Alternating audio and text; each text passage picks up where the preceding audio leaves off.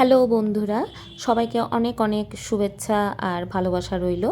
আজকে আমি দুদিন পরে বাড়িতে ফিরে রান্না করছি। তো আমার লিলি এখন হেঁটে হেঁটে দেখতে আসছে যে কি রান্না করব। তো দুদিন বাড়িতে ছিলাম না বলে বাঁধাকপিটা একটু কেমন যেন শুকিয়েও গেছে।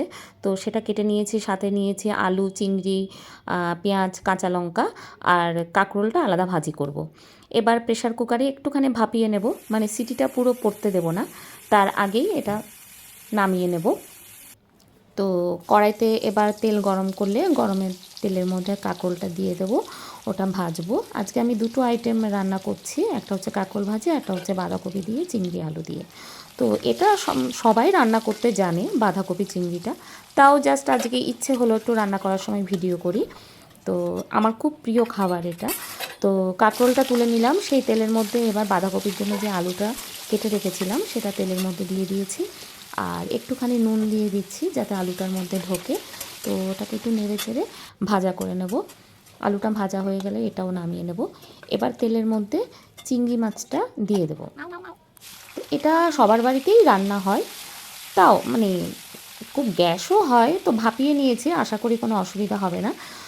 চিংড়ি মাছটা তেলের মধ্যে দিয়েছি, চিংড়ি মাছের মধ্যে একটু নুন একটু হলুদ দিয়ে চিংড়ি মাছটাও অল্প করে ভেজে তুলে নেব, খুব কড়া করে ভাজবো না। আমি একা খাই বলে তাই মানে অল্প পরিমাণেই হয়ে যায় আর কি। বাঁধাকপিটা ভাপিয়ে জল ঝরিয়ে নিয়েছি, মানে একটু চেপে চেপে জলটা ফেলে দিয়েছি যাতে সেদ্ধ জলটা না থাকে আর একটু যাতে ঝুরঝুরে হয়।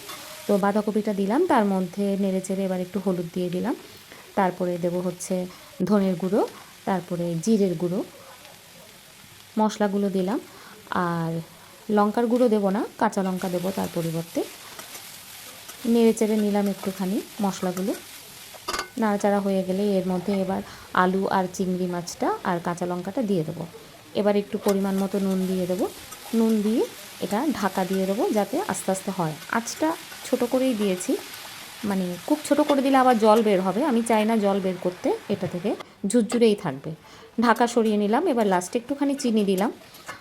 বাঁধাকপিতে শুনেছি বাঁধাকপি ফুলকপি এগুলোতে চিনি দিলে একটু টেস্ট হয়, তো একটুখানি চিনি দিয়েছি, যদিও আমি চিনি খাই না। এবার লাস্টে একেবারে নেড়ে চেড়ে একটুখানি ঘি দেব, আলুটা সেদ্ধ হয়েছে কিনা দেখে নিলাম। এবার হাফ চামচ মতো ঘি দিলাম, দিয়ে গ্যাসের ইয়েটা বন্ধ করে দেবো, আঁচটা বন্ধ করে দিয়ে ঢাকা দিয়ে রেখে দেবো। তারপর ঢাকা খুলে এই হচ্ছে আমার বাঁধাকপি দিয়ে চিংড়ি দিয়ে আলু, আমার একজনের পরিমাণে অল্প আর কি। তো তরকারি হয়ে যাওয়ার পরে তো গরম গরম ভাত দিয়ে অবশ্যই খেতে হয়। তা বন্ধুরা, আমি জাস্ট সময় পাস করার জন্য ভিডিওটা করলাম। এই তরকারি সবাই রান্না করতে জানে, তাও সবার সাথে শেয়ার করলাম। সবাই ভালো থাকবেন, নমস্কার।